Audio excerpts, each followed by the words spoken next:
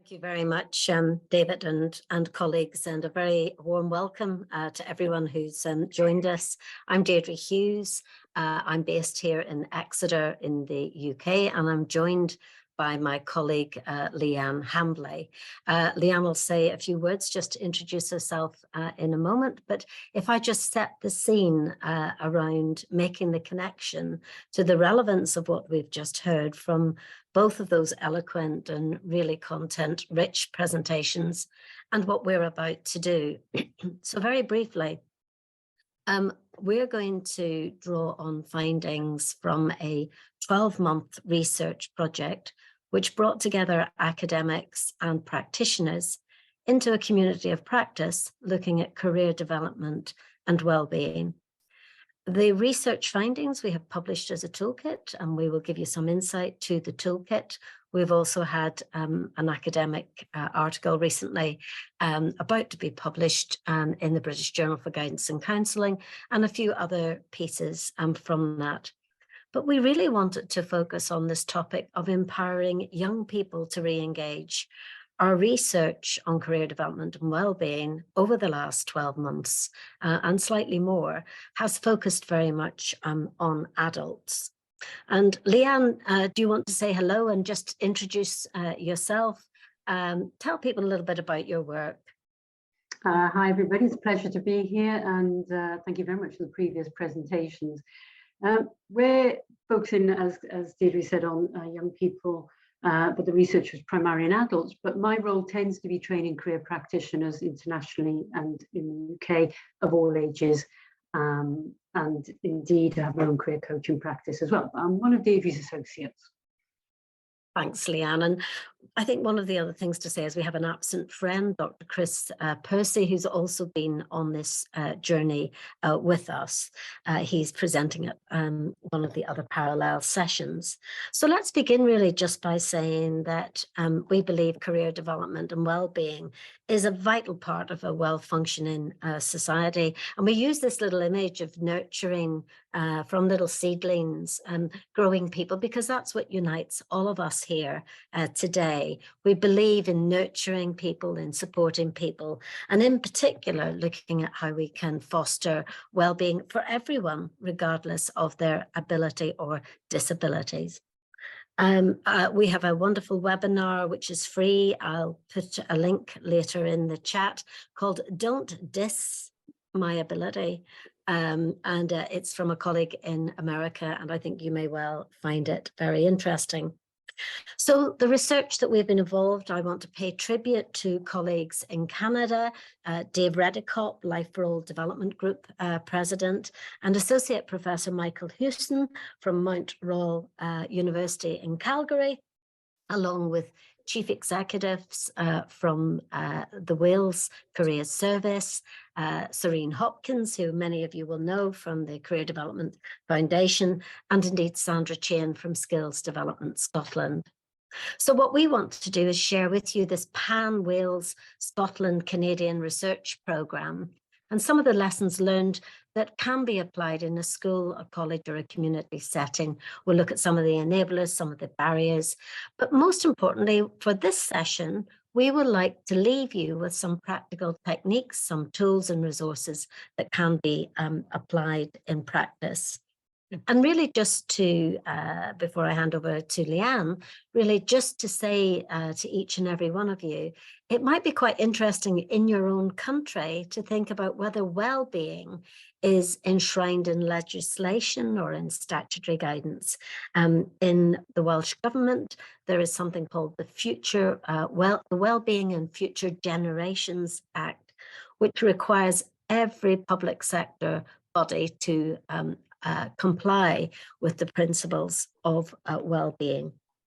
Scotland also has legislation for young people and indeed for adults. And in Canada, given the size of Canada, it's a little bit more complex. But what we're seeing is this strong interest in how do we tackle a cost of living crisis? How do we tackle the impact of the pandemic? And what motivated us in our study and in our training with practitioners has been very much around how can we equip people to actually feel better about themselves in what are very difficult times.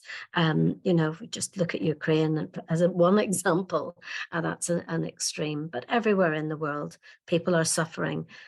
So over to Liane to give you, if you like, our very first practical example of how we have tackled well-being conversations. This is what practitioners want to know. How can we embed it in our practice? Thank you, Deirdre. Yes, our starting point really was that awareness amongst practitioners that career conversations do make clients feel better. And they go away quite often saying, oh, I feel much better now. And in the UK, we have a hashtag called Careers Impact, where people share stories, but always put the hashtag in. And in those stories, it's like, well, what happens to make those clients feel better? And sometimes it's just being aware that, there are chemicals, there are the 4 happy chemicals, and some of the simple things that we regard them as simple as career practitioners actually have a direct impact. And so our starting point was to recognize that, the importance of that relationship and trust for oxytocin, the right environment, a bit of humor, increasingly environments such as walking, nature, and doing coaching and career coaching somewhere like that, and how that helps with the endorphins, dopamine, setting goals, recognizing steps, serotonin, a strengths-based approach. So our starting point was we knew somehow that people felt better, that there was a direct impact on well-being. But we wanted to formalize that with some research, which is where Deirdre is going to take you.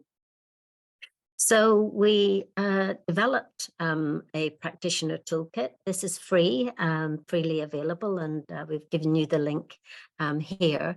But I think most importantly, what was very unique about this, we wanted to bring together a group of academics and practitioners and listen to the real life stories of, in the first instance, adults who were presenting themselves to practitioners. In this session, I'll say a few words with Liane around the findings from this study with adults, but more recently, we have been focusing on how to equip practitioners to engage in career development and wellbeing conversations with young people who are not coming into school or who are dipping in and out of school. So the research is based on discussions with 125 adults, 36 practitioners. It was a mixed method study, and we really dived into what were the sorts of conversations that adults were having with practitioners. And most importantly, practitioners wanted to know, well, when would it be appropriate to have a well-being conversation within a career development context? So we know that the topic of career construction and psychology, and it's great to hear our previous speakers draw on their fantastic work. And we know that McMahon and Watson and Savikas and Robertson and Bimrose and others have actually looked through the lens of career construction and psychology. What we wanted to do was to try and demystify this notion of sort of well-being, particularly looking just at it through a narrow lens of mental illness. And so this is where Redekop and Houston worked with us. We adapted some of the work with their help and their support. But the critical learning point here is that often when people are having career conversations, whether it's in school, outside of school, that there is a sense of, we don't really want to talk to people who've got mental illness or mental health problems. We're not equipped. So this little diagram, again, it's outlined in more detail in the toolkit, but you can look at this around, for some people, they may have high mental health, and indeed they may well be flourishing. They can be flourishing with a mental illness as well. They have learned strategies and techniques to cope with their mental illness. At the other aspect, we can then have this notion of people languishing perhaps with their mental illness, which is where it's so important to have support. And here in the UK, our mental health support services, as a result of COVID and public sector cuts, it's really, many parents are really anxious about how their children get access to mental health support. I'm not going to go into the sort of theories of it all, but if you're interested, again, it's in the toolkit, but you can see that there's different ways in which you can look at this concept of well-being. Reddycop and Hewson had applied a model called the MO5, the mental health. It was an adaptation of the World Health Organization's 5 indicators for mental health. We wanted to actually ask practitioners in Wales and Scotland whether these indicators would be relevant. And surprise, surprise, the findings were that for Scotland and Wales, they felt that they wanted to co-design their own set of indicators, building on the excellent work of Reddycop and Hewson. So this is a second practical tool that has been used with practitioners working with young people and adults. So these practitioners, we worked with them to look at what would be the 5 statements that you might use in working with a client. And you'll see here that on the left-hand side, we were keen to see whether having a well-being conversation made a difference. Fundamentally and very quickly, just to say that we wanted to really move away from you have to ask a person at the beginning where you haven't had a relationship with them if they'll tell you a bit about how they're feeling on a topic, because we're researchers and we need to know the answers. So we absolutely felt that we should be looking at how we could introduce wellbeing conversations as part of a careers interview at a later stage.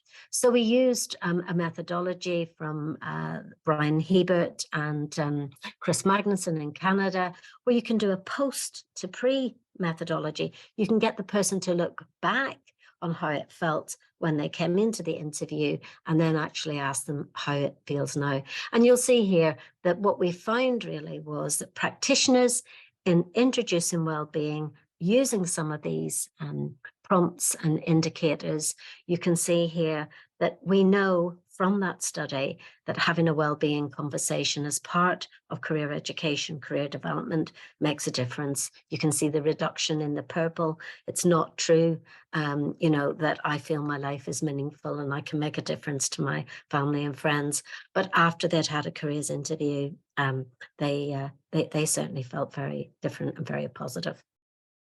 So having done this, we then rolled out the training to 300 practitioners plus across Wales.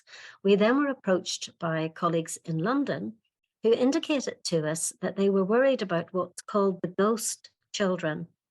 Now, these are children who have not returned to school after the sort of lockdown was lifted.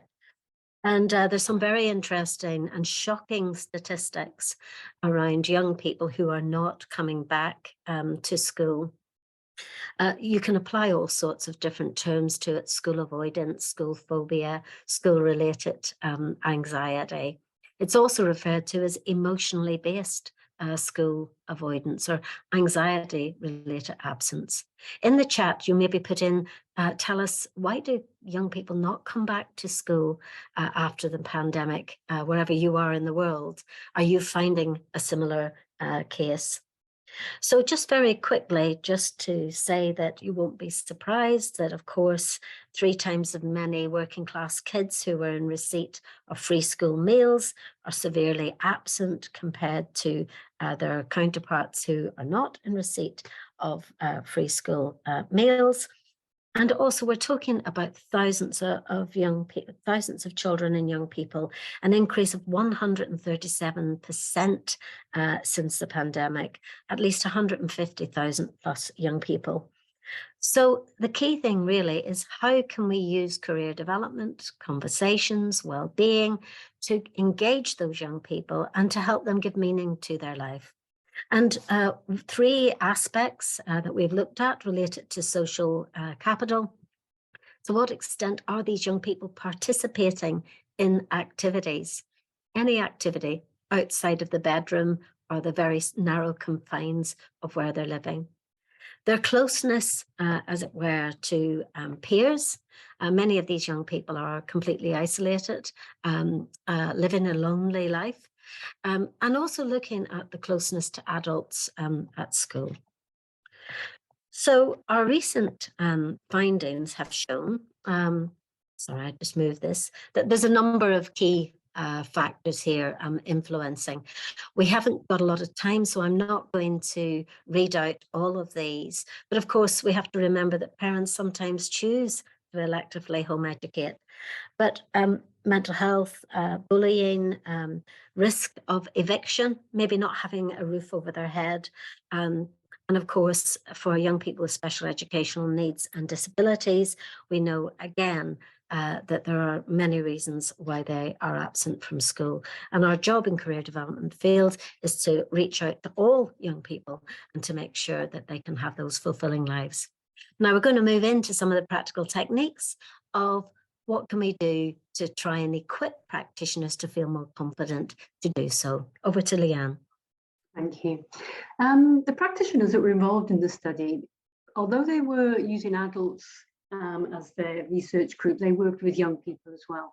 And so what we wanted to do was look at what they did, what took place, the process, and in the rollout that Deirdre's just talked about, to share this with practitioners who are working with those young people who are disengaged, and to see if there was a direct transfer. And indeed, we have found that people said, yeah, this is just as applicable to those young people as it was to the adults that weren't in work.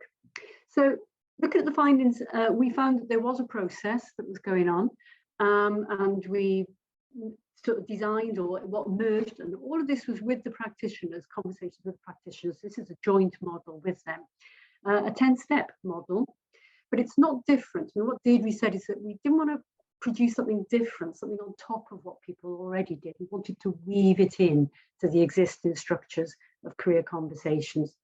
So on the right, you can see a classic career conversation process. We quite often have 3 or 5 stage models. We have the contracting, agreeing the purpose at the beginning. You're often typified as an iceberg, then going below the waterline to get a deeper understanding of the story and helping the client move on. So this 10-step model does immediately integrate into that iceberg. And so the first stages, they're in blue, often called the foundations, agreeing the purpose. And you can see they all go through it, but that environment, preliminary discussion. And it was in that stage where quite often wellbeing indicators would come out. Now, when you work with disengaged young people, you kind of might have that already because they're just not coming to school. The interviews have been booked, or you've been referred to see them. So it's very clear that they are wellbeing indicators, but they may become clearer in that first contracting stage. And practitioners used a variety of techniques. As I said, we knew it had an impact, but the question also was, well, how? What were they doing that actually helped with the wellbeing? There were the particular questions that they used, but there was also an emphasis on the multisensory approach and a blended delivery. So preparing them by having little videos that you could send so they could be introduced to you before you actually phoned them. And they could see what you look like on a little 2-minute video. So easing them in, having templates that actually check some of the neurodiversity elements, but I think this benefits all clients, such as what is your preferred environment? Do you mean length of time, pace? How do you prefer images, working, talking, walking? Do you know what I mean? All of those kind of things, shorter sessions, longer sessions.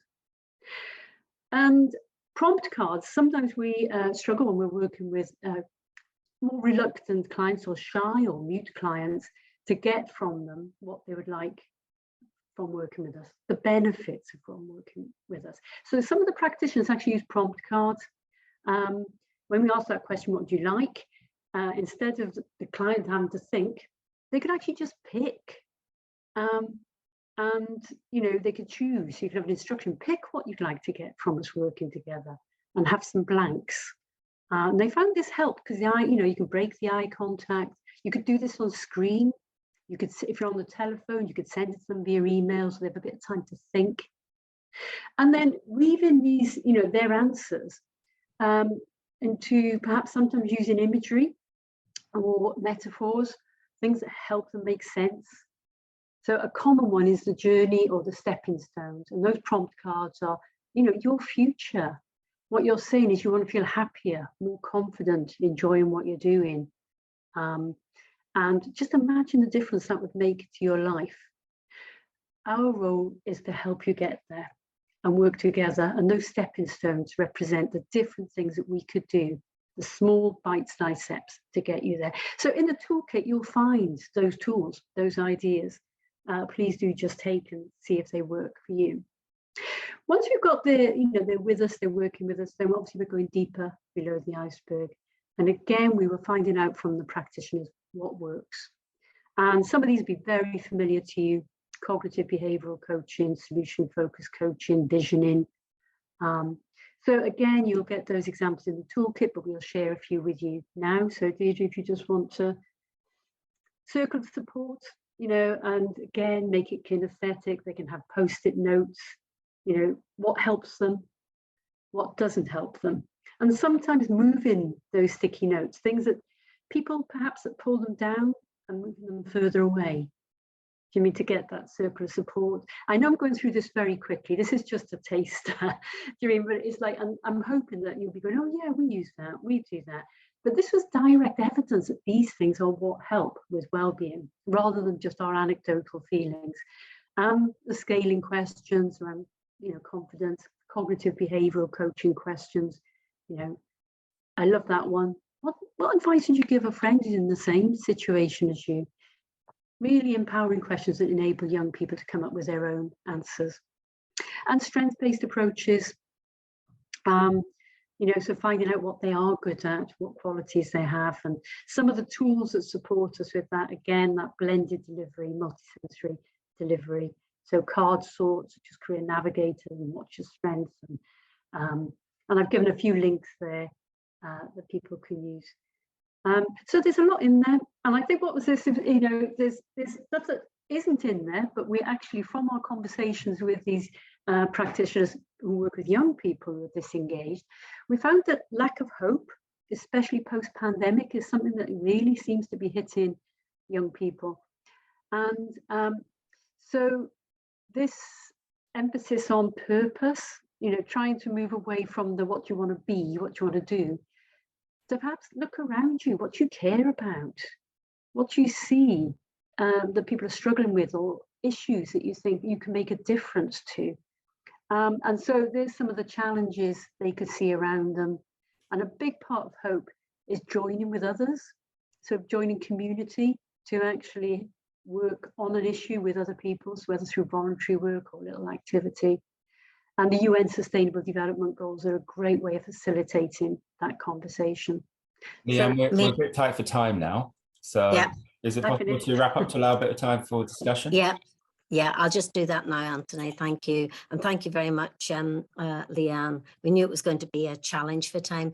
This is really just an overview of what we're advocating is multisensory and blended delivery.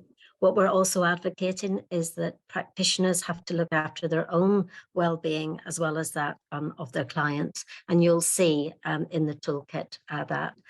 Finish by saying, of course, all this work, we can present these lovely ideas and it looks like a nice straight line, but the reality looks more like squiggly lines, whereas practitioners and researchers, we go all over the place backwards and forwards. But we hope that you'll take something away from today in our presentation. There are actions that you can take, and maybe in the chat you'll just say, what action will you take? Thank you very much. We give you access to the academic work, but also to the practical tools as well. And really just to say that over the next 12 months, we are now bringing a larger group of practitioners together to look specifically at well-being in the context of effective work with young people of all ages and stages. Thank you.